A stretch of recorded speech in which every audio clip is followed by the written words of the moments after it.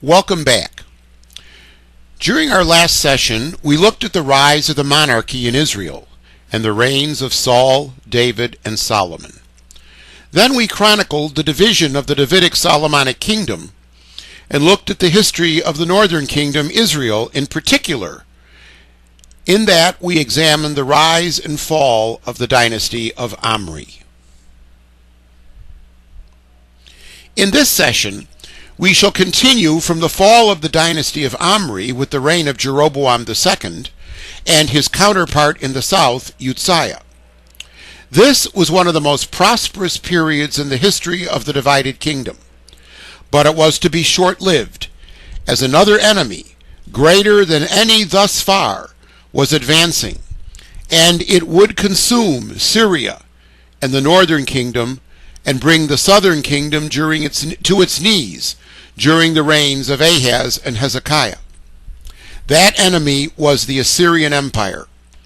This was the tumultuous period in which the prophet Isaiah exercised his ministry. As we move into the 8th century BC, there's one fact that is indisputable, and that is both the north and the south were scarred by Jezebel and her daughter Athaliah on the internal front. Externally, these were hurting as they were forced to pay tribute to the neighbor to the north, Syria. Jehu ruled for nearly 27 years, from 842 to 815, after which he was succeeded in the northern kingdom by his son, Jehoahaz, who ruled over Samaria for 17 years, from 815 to 801. He spent many of those years paying tribute to Hazael of Syria. Eventually, he was succeeded by his son, Joash, 801 to 786, who was not as upright as his father. The Deuteronomist editor of Kings tells us that, quote, Joash did what was evil in the sight of the Lord, not desisting from the sins of Jeroboam, the son of Nevat, that he had caused Israel to commit, but persisted in them. 2 Kings 13:11. Concerning the northern kings, that evaluation was on how well the king worked to right the sin of Jeroboam. Now, Joash was succeeded in the northern kingdom by his son Jeroboam, who became Jeroboam II, who ruled in Samaria for 41 years, from 786 to 746. To avoid confusion of names, this is Jeroboam II, not the Jeroboam of the sin of Jeroboam, who lived about 130 years earlier. Let's digress for a moment. Remember, in the first class, I noted that there is a rather significant principle that we must remember to understand the political state of the Middle East. Look at this map of the Middle East. To the west and to the south was the area of Egypt. To the north and east, the area of Mesopotamia, which spawned the Assyrian Empire and later the Babylonian Empire. In the center between these two stands Israel and Judah. At certain times, Egypt has the power, and Israel was subject to the Egyptians. At other times, Mesopotamia has the power, and Israel was subject to them. Many times, either would expand to try to conquer and gain control over the other. While both Egypt and Mesopotamia were in a weak state, then the area around Israel and Judah could rise and prosper. There are two primary periods that this weakness led to prosperity in Israel. The period of David and Solomon that we saw in the last session, in the period of the United Kingdom, and the period of Jeroboam II and Uzziah that we will look at now. Coinciding with the accession of Jeroboam II to the throne in Samaria, and his compatriot in the south, Uzziah, the stranglehold that Assyria was exerting on the region was loosened, as the power of the Assyrian Empire weakened. According to our principle, this gave the kingdoms of Israel and Judah a chance to expand and move into a period of prosperity. Trade was able to be revived with the surrounding region. The towns that lay in ruins from previous battles were rebuilt and began once again to thrive. Finally, Jeroboam II was able to extend his power and control to the north, capturing and annexing parts of the kingdom of Damascus, also known as Syria. Where tribute had gone out and weakened the kingdoms, tribute and taxes now flowed in, making the northern kingdom wealthy. In fact, a wealthy upper class begins to emerge in the north. As Jeroboam II was reestablishing the position of Israel, Uzziah was doing the same in the south for Judah. He repaired the defenses of Jerusalem to protect it against foreign invasion. He deemed it necessary to reorganize and refit the army. One author notes that he introduced a number of novel siege engines into the tactics of his army. And on the Gulf of Aqaba, Uzziah rebuilt Solomon's port of Eilat and reopened the port of Ezion-Geber. The copper mines of Solomon, just north of Eilat at Timnah, were reinvigorated, and the copper industry thrived. All of these things provided for a greater defense of the kingdom, but also for a tremendous influx of cash into both the northern and the southern kingdoms. This wealth and prosperity led, as it was to do in many situations, to social, moral, and religious abuse. When people became more and more wealthy, they have a tendency to become less and less dependent on God. And so their concern for God and their fellow human beings began to erode. Hence the abuses. Where there is a rising wealthy upper class, there is a corresponding lower class in poverty. These extremes began to be seen in the kingdoms of Israel and Judah. For example, the farmer found himself at the hands of the moneylender. Depending on whether the moneylender would give him a loan or not, the farmer could become prosperous or live in poverty, perhaps even losing the farm to the moneylender himself.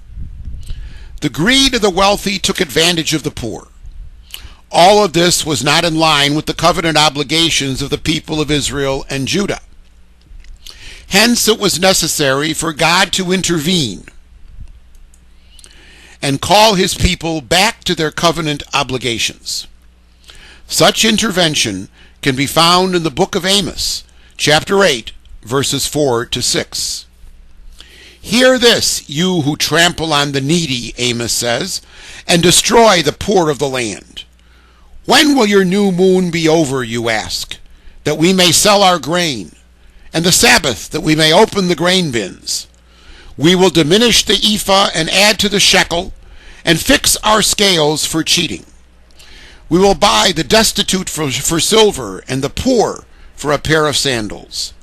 Even the worthless grain we will sell. This is a good example of the moral and religious abuse that was beginning to run rampant in Israel. Amos notes that the merchants want the Sabbath and festivals to be over so they can get back to their business. What business? The business of cheating the poor and the destitute. They diminish the measure that they use for grain and increase the cost of that measure. Their scales will be set for profit to them.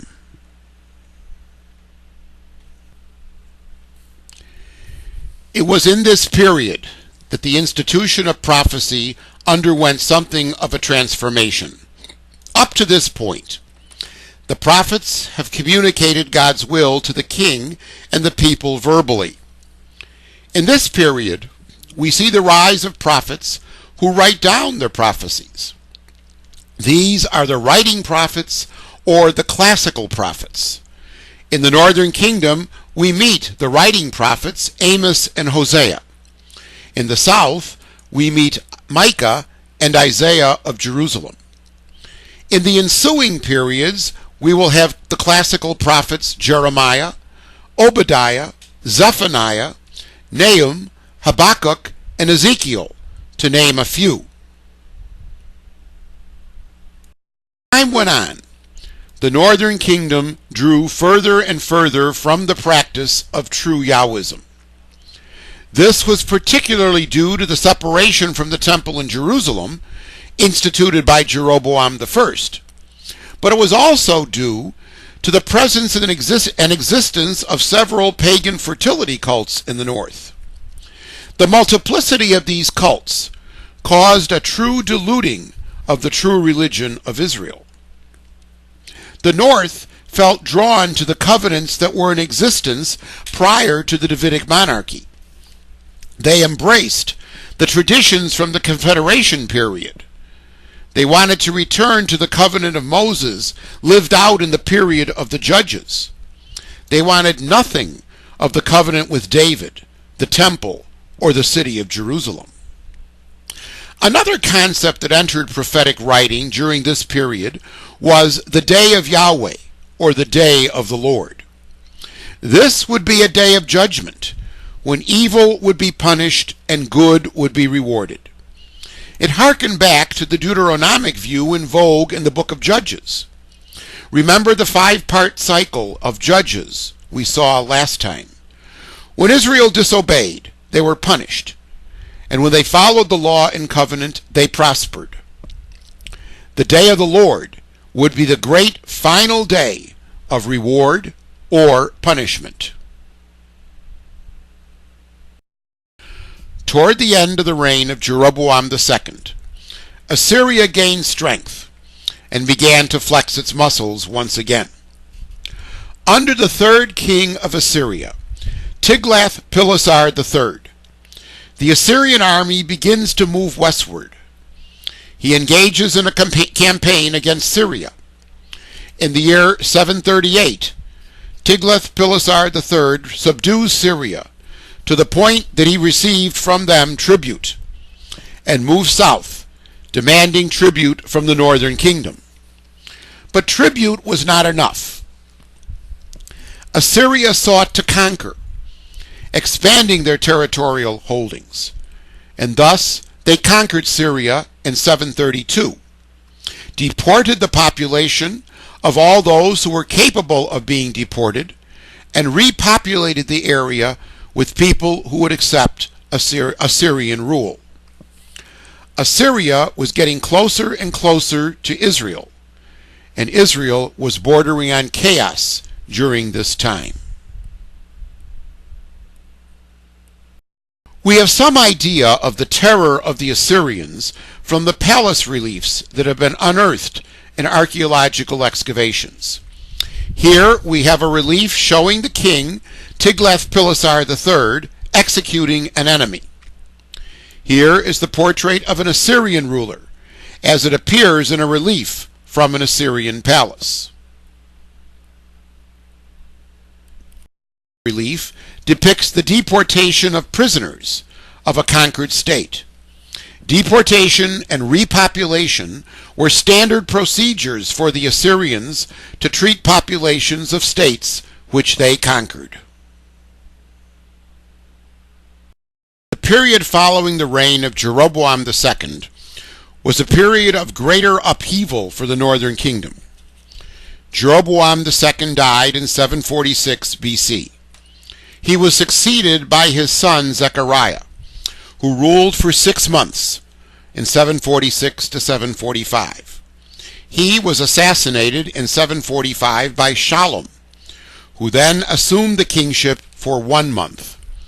He was assassinated by Menachem in 745, who then assumed the kingship in the northern kingdom until his death in 737. Any stability from the dynasties of Omri and Jehu have now evaporated.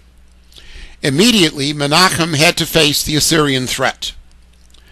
The king of Assyria, Pul, moved against Israel. But Menachem, in an attempt to preserve his kingship, paid him a tribute of 1,000 talents of silver. It worked. Assyria pulled back, and Menachem's kingdom was safe for now. Where tribute is paid out, the money must come from somewhere. Hence, Menachem was forced to heavily tax people to get the tribute money. Menachem was succeeded by his son, Pekahiah. Pekahiah reigned for 2 years, from 737 to 736, when he was assassinated by Pekah, the son of Remaliah, within the palace stronghold of Samaria. Pekah then assumed the kingship in his place and reigned from 735 to 732.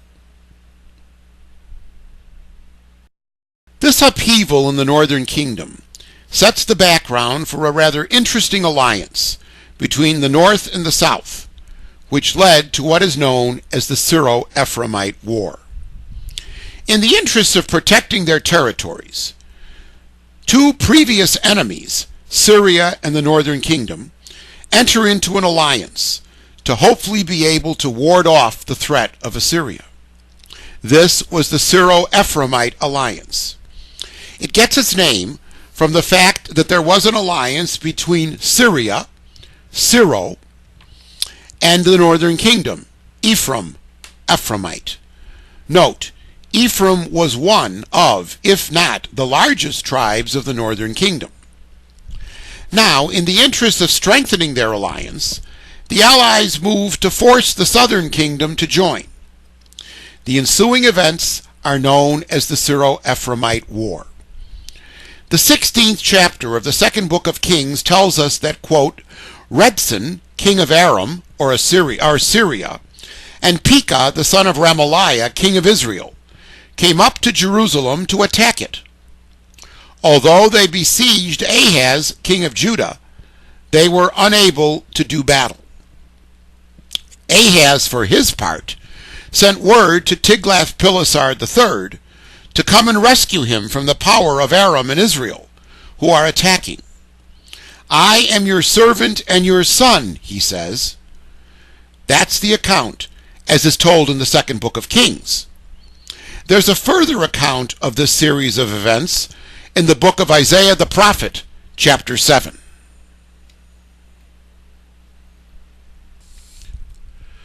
Isaiah describes the situation as follows.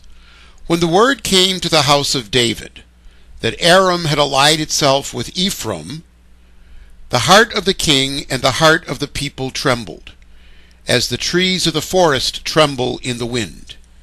Isaiah 7:2. Basically, the word coming to the house of David is obviously to Ahaz, the Davidic monarch, that Aram, Syria, had allied itself with Ephraim, the northern kingdom. Isaiah is then told to meet Ahaz, to tell him, take care that you remain calm and do not fear, and do not let your courage fail before these two stumps of smoldering brands. Ahaz is to trust the promises to David, enshrined in royal Davidic theology. Isaiah continues, within 65 years, Ephraim shall be crushed, and no longer a nation. Im lo ta'amenu, ki lo ta'aminu. Unless your faith is firm, you shall not be firm. Note the repetition of the Hebrew amen, meaning to be faithful, to trust, and to believe. This is the setting for the Emmanuel prophecy of Isaiah 7.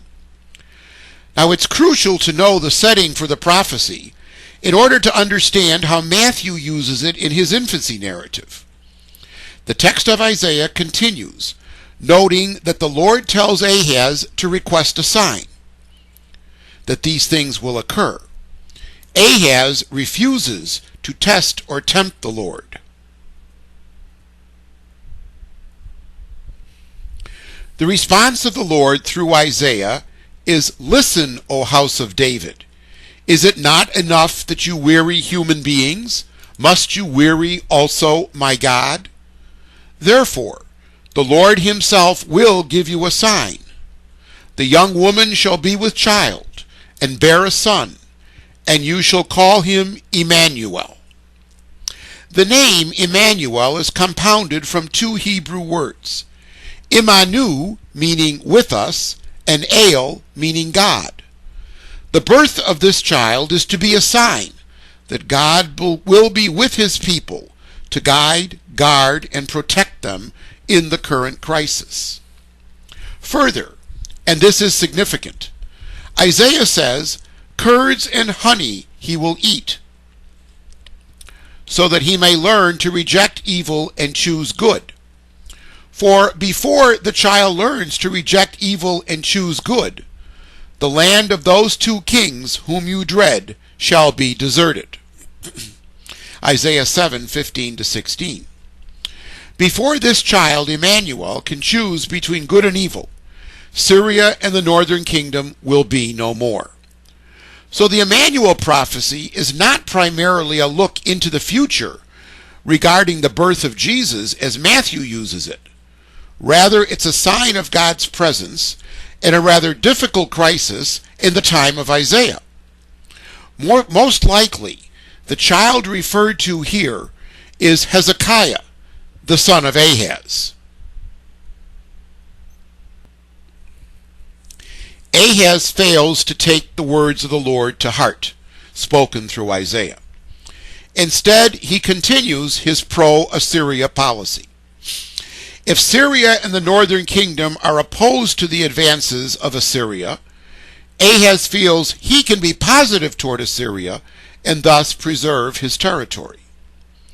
Shortly after the encounter with Isaiah, Ahaz travels north to visit Tiglath-Pileser in Damascus. While there, he saw the altar in Damascus and sends back a model to Uriah the priest, along with details on its construction. Uriah followed the details and built an altar from the model. Ahaz introduced that altar into the Temple of Jerusalem and made other changes in the temple in an attempt to please Tiglath-Pileser III. Many have wondered whether this action was the beginning of the introduction of Assyrian astral deities into the Temple of Jerusalem, a blatant violation of the first commandment. All of the above actions of Ahaz amount to his placing his kingdom in vassalship to Assyria. For all of that, Ahaz merits a rather negative evaluation from the Deuteronomic editor of 2 Kings. Upon his death, he succeeded by his son Hezekiah. Following the Syro-Ephraimite War and the vassalship of Ahaz, Tiglath-Pileser III moves quickly to subdue as much territory as he can for Assyria. He captures Damascus, kills its king Rezin. That was around the year 732. Syria has fallen to Assyria. Syria has fallen to Assyria. Got to keep your Syria and Assyrias straight. Then Tiglath-Pileser III continues south into the northern kingdom. He attacks the cities of Megiddo and Hatzor, destroying them, and deporting the population to Assyria, along with Gilead, Galilee, and the rest of the land of Naphtali. As a result, Hoshea ben Elah murders the king Pekah and surrenders to Tiglath-Pileser III and pays tribute. When Hoshea, the last of the kings of Israel, usurps the throne, there is not much of the northern kingdom left. But there is also a change in the Assyrian ranks in the year 727. Tiglath-Pileser III died and was succeeded by his son Shalmaneser V. Upon accession, Hoshea, the king of Israel, becomes a vassal of Shalmaneser. Soon Shalmaneser found Hoshea guilty of conspiracy, and he sent messengers to make overtures to the Pharaoh. So in Egypt, with a view toward making an alliance with him. In light of this, Hoshea withheld tribute from Shalmaneser. Now, withholding tribute is never a good idea. On top of that, Egypt was so weak it could help no one. Shalmaneser arrested Hoshea, put him in prison, and proceeded to occupy the whole land of the northern kingdom. Then Shalmaneser attacks the city of Samaria and besieges it, eventually taking the city, deporting the remaining population of Samaria to Assyria, and repopulating that area of the northern kingdom. These deported became known as the lost tribes of Israel. Thus, the prophecy of Isaiah to Ahaz came true.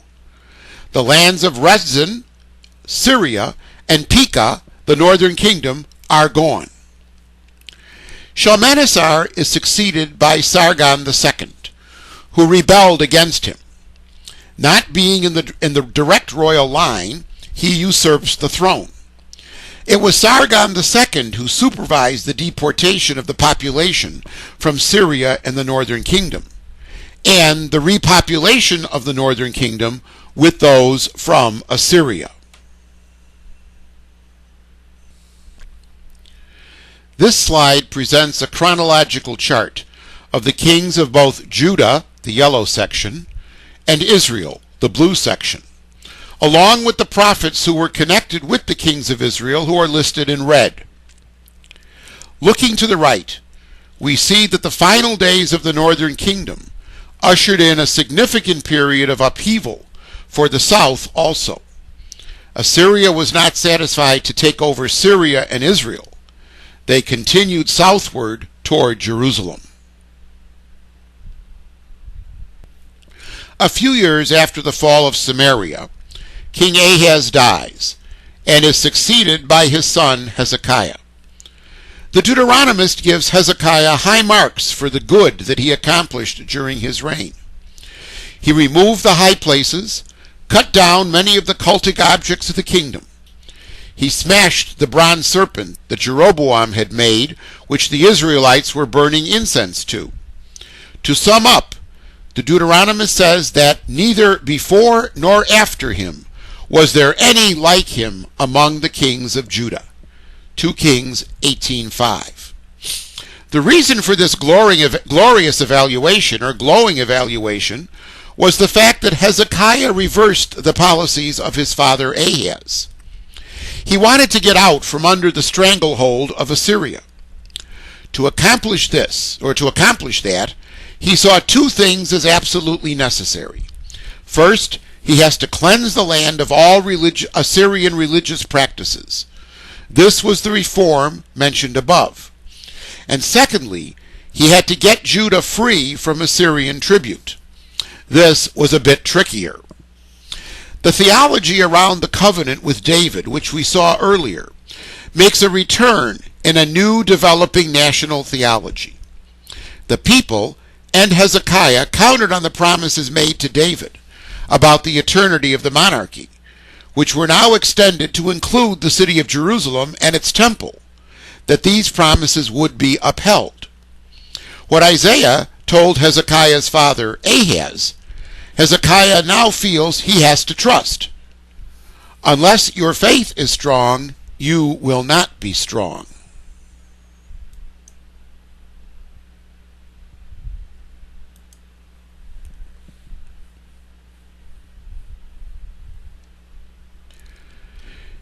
As we have seen in several other situations in the Middle East, power is something that can shift very fast. The world situation of Hezekiah's day helped him in pursuing his goals of ridding his land of Assyrian influence. Babylon, to the south of Assyria, was beginning to flex her muscles, entering into revolt against Assyria, aided by Elam.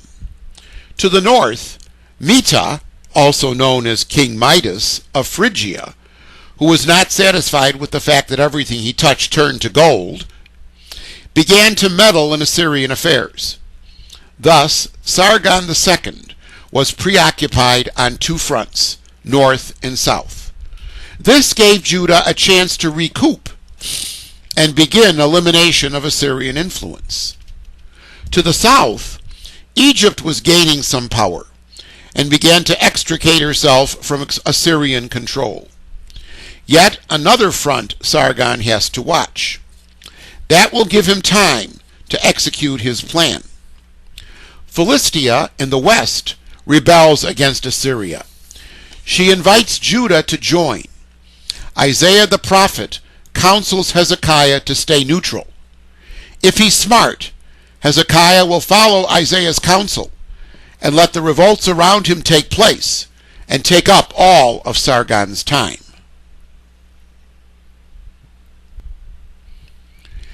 Eventually, the revolt to the southwest, Egypt and Philistia, was crushed by the Assyrians. Judah followed the advice of Isaiah and did not join. As a result, Judah did not lose any territory to annexation, nor did she suffer any further tribute. God seemed to be on her side. Royal Davidic theology was working. Further, Hezekiah had a dream of a united monarchy. Once again, he tries to persuade those left in the north to come back to the religion of Yahweh. He wants Israel and Judah united under a Davidic king and unified around the Temple of Jerusalem. Such thoughts were rejected by the northerners.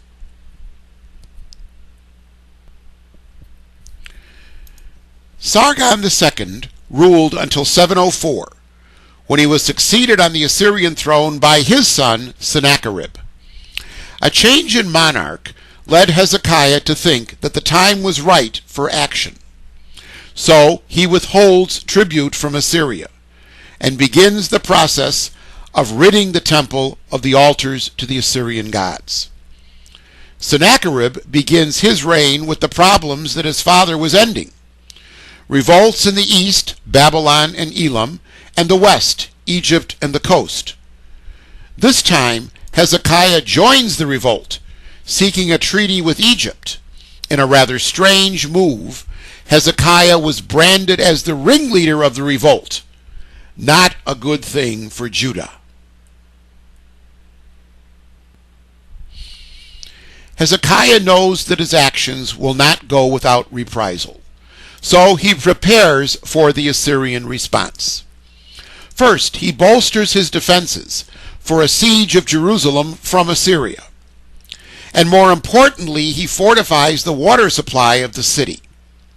This is accomplished by digging a 3/4-mile tunnel from the spring of Gihon outside the city walls to the pool of Siloam inside.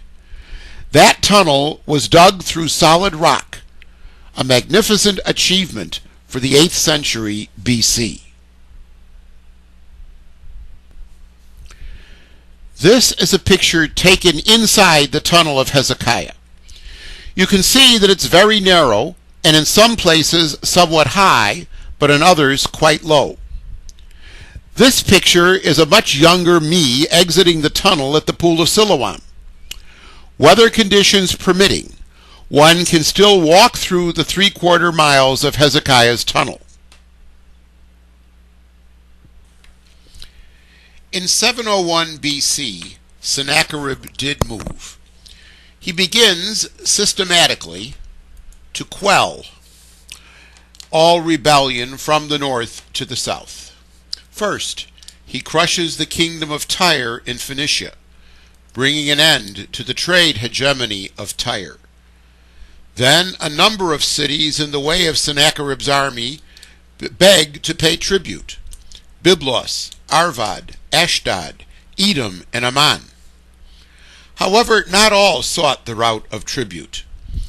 Ashkelon, Ekron, from the old Philistine Pentapolis, along with Judah, hold out. As a result, Sennacherib advances, leading to the fall of Ashkelon and Ekron, which was followed by deportations and executions. The only rebel left was Judah, to which Sennacherib now turned his sights. Entering the territory of Judah, he begins leveling cities, until he had reduced 46 of Judah's cities to ruins, deported populations, and he still was on the march. When the city of Lachish fell, it was not a good omen for Jerusalem, one of the few cities of Judah still standing. Portions of Judah's territory were divided between Ekron, Ashdod, and Gaza. The tribute owed him by Judah was drastically increased. This forced Hezekiah to take what little was left in the temple, convert it, and ultimately empty the treasury of the temple to raise the tribute. Sennacherib then heads to Jerusalem. His own annals tell how in the year 701, Sennacherib and his army surrounded the city of Jerusalem, leaving Hezekiah virtually no way out. Sennacherib's own description is that he shut up Hezekiah like a bird in a cage. It did not look good for the fate of Jerusalem. In such a hopeless situation, people began to panic. The army was plagued by mass desertions.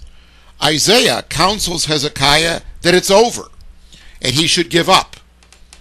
And so Hezekiah gives in, and sends word out to Sennacherib to inquire about terms of surrender. Hezekiah and the people of Jerusalem were shocked. Where was the protection of God? Where were the promises made to David? Why had God deserted them at this crucial point?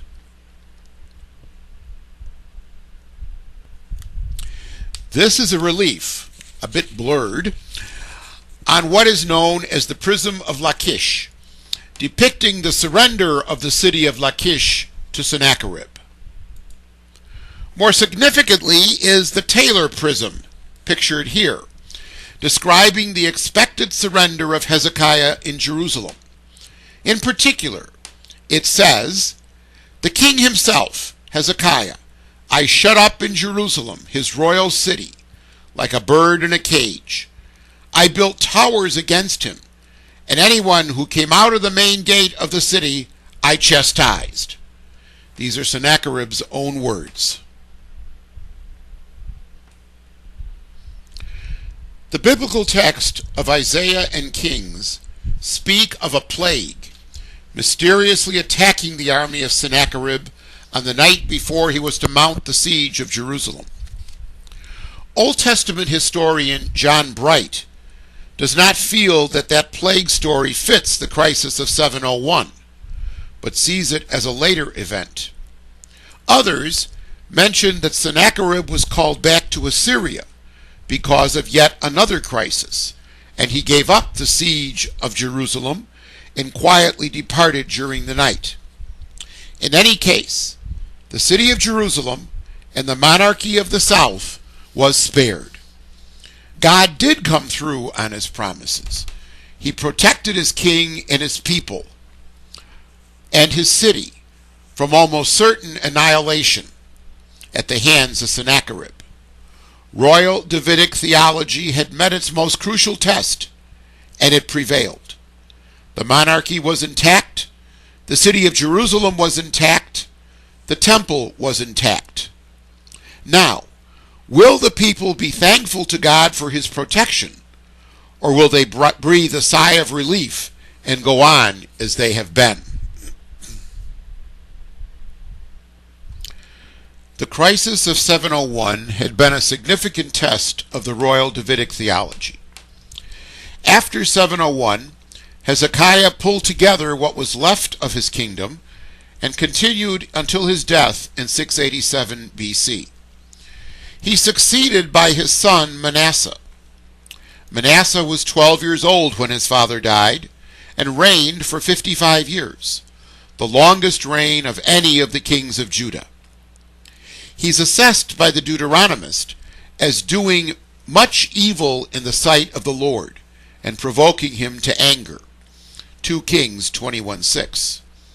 He has been described as the worst of the kings of Judah.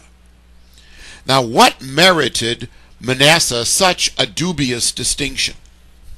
Well, he rebuilt the high places that his father Hezekiah had destroyed. He set up altars to Baal and introduced other cultic objects, similar to what Ahab did in the north. He served the whole host of the heavenly gods, not Yahweh alone. He built altars in the temple to many of the foreign gods, and he immolated his own child by fire, a sacrifice to the god Molech. Further, he practiced soothsaying and divination, and reintroduced the consulting of ghosts and spirits. And that's just the beginning.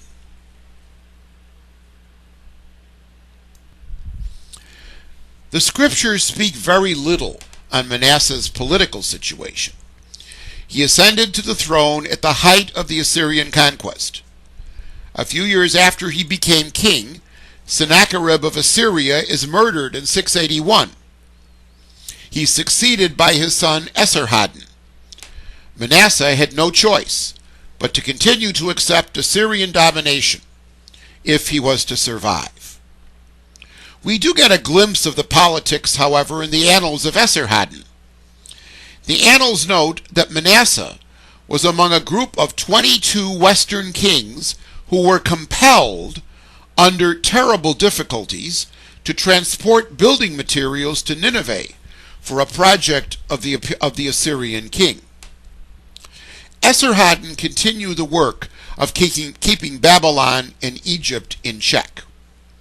Having quelled a revolt in Babylon, he turns his attention to Egypt.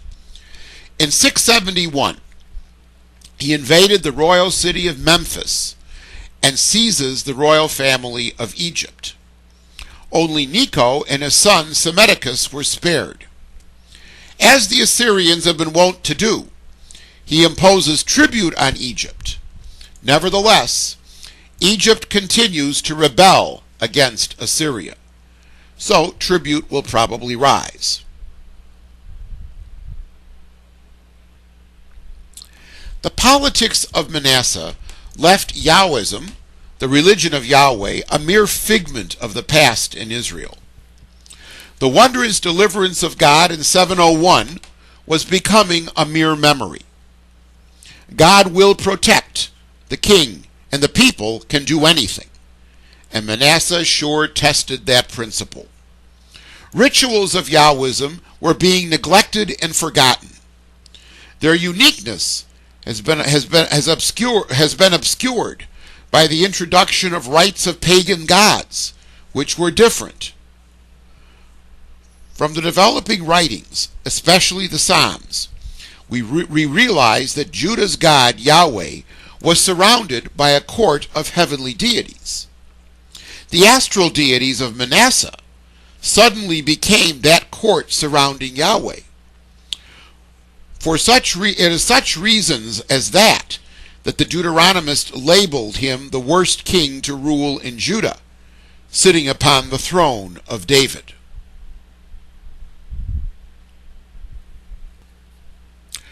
So to summarize a bit, the 8th century was a period of ups and downs, leading from the prosperity of Uzziah to the Assyrian threat suffered by Ahaz, Hezekiah, and Manasseh.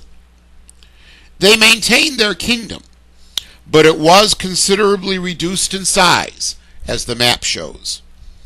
The main prophetic voice of the period was the prophet Isaiah, more particularly Isaiah of Jerusalem. There was another minor prophet in the period, Micah. Toward the end of the period, Zephaniah, Nahum, and Habakkuk penned their prophecies, paving the way for the next major prophet of Judah, Jeremiah. As the 7th century progressed, Assyria became overextended. Its land acquisitions by conquest were great. As a result, the only way to keep it together in peace was by exerting sheer force. This led to much hatred and bitterness toward those who were the enforcers, and it led larger vassals to think about coup. And so Babylon, once again aided by Elam, began to act as a result of growing unrest with the Assyrian rule. In the year 668, Esarhaddon died and was succeeded by his son Ashurbanipal as king of Assyria. Ashurbanipal was the last of the key kings of Assyria. In Egypt, Pharaoh Psammetichus, son of Necho, who survived the earlier Assyrian onslaught at Memphis, began to expand his power and influence. In 655, Psammetichus declares independence from Assyria, marking the beginning of the 26th dynasty of Egypt. In this revolt, he's supported by Gyges of Lydia, a small kingdom to the north in what is Turkey today.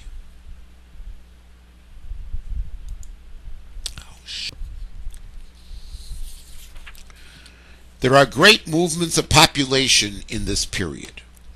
To the north, the Indo-Aryan peoples, the Medes, the Cimmerians, and the Scythians, push down southward, expanding their influence.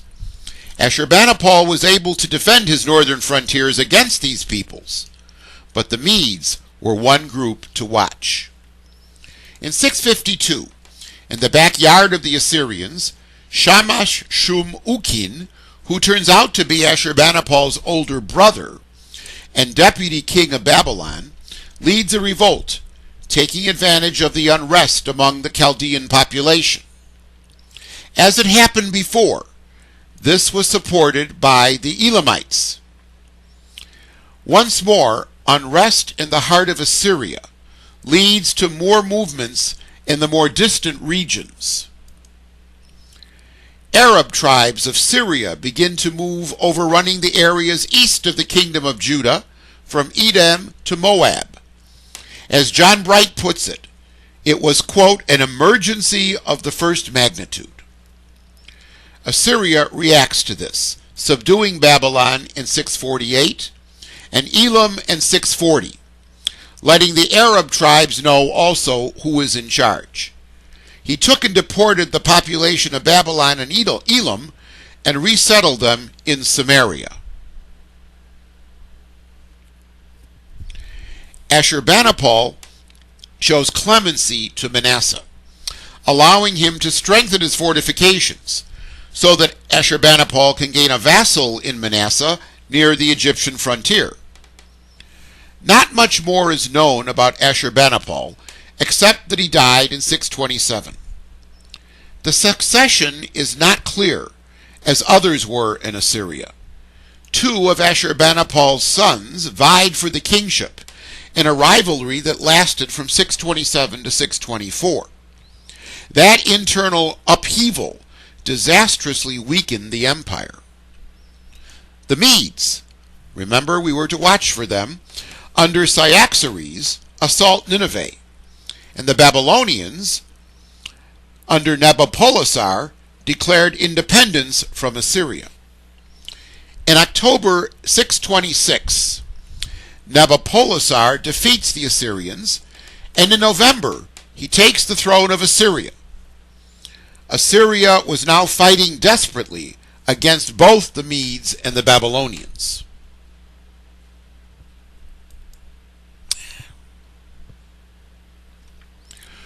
With no possibility of help from the immediate environs, Assyria reaches out to Egypt for assistance.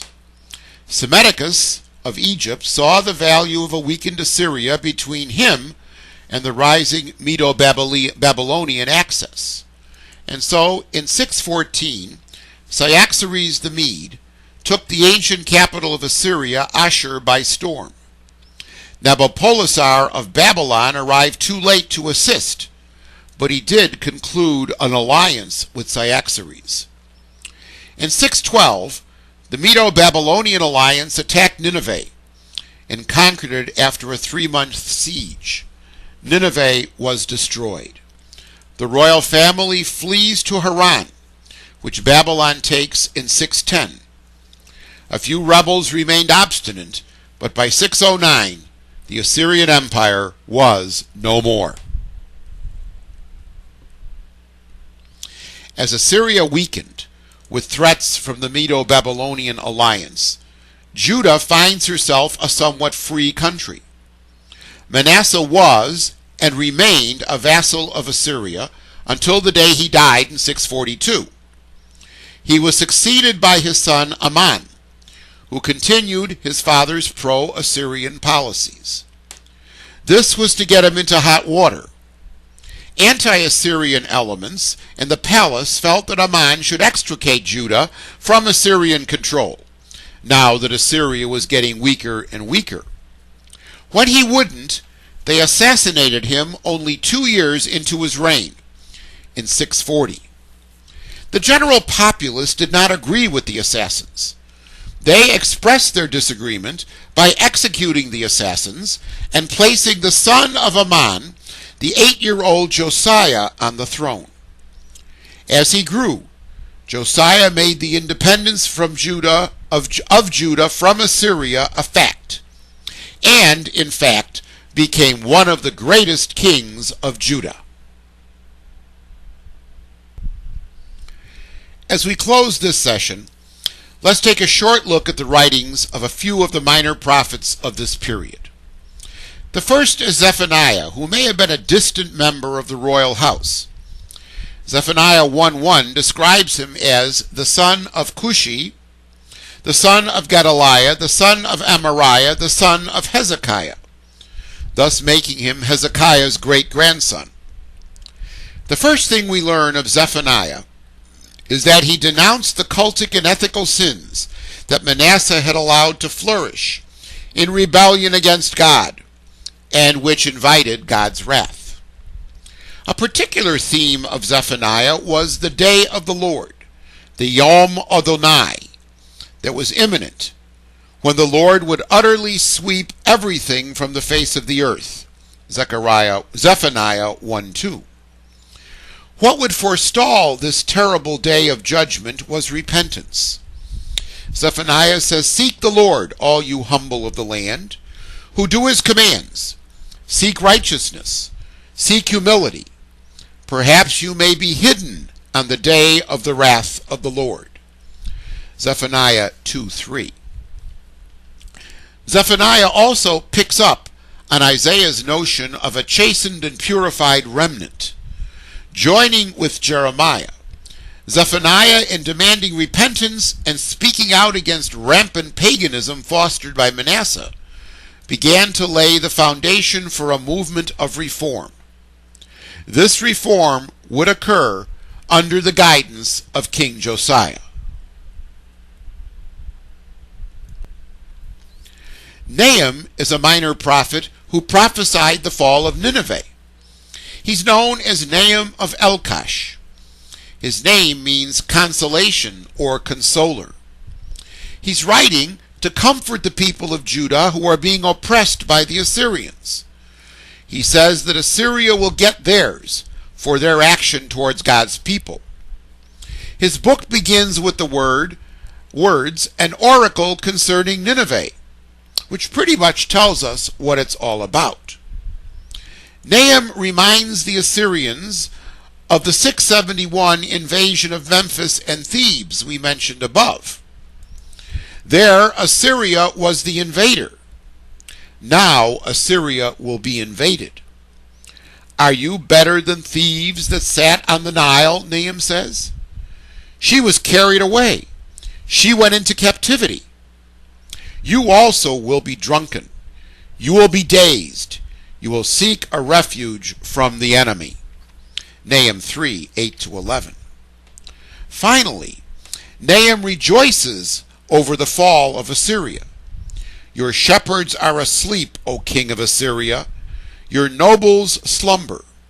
Your peoples are scattered on the mountains, with none to gather them. There's no assuaging your hurt. Your wound is grievous.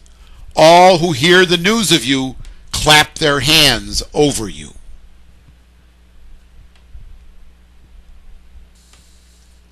The final prophet we're going to look at is Habakkuk, the prophet of the justice of God.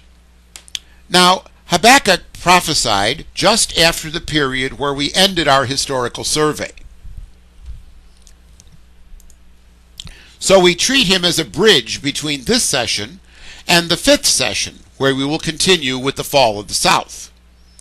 He's the prophet of justice because of the question of God's justice is a key question for him. He begins his prophecy complaining about the injustices in Judea. To that complaint, God answers that the agents of that injustice will be punished, by the Babylonians most likely. In other words, he cautions that unless the injustice stops, the South will meet severe punishment at the hands not of Assyria, that doesn't exist anymore, but rather Babylon, who's growing. But then Habakkuk launches on another complaint, this time about the fierce violence of the Chaldeans, or the Babylonians.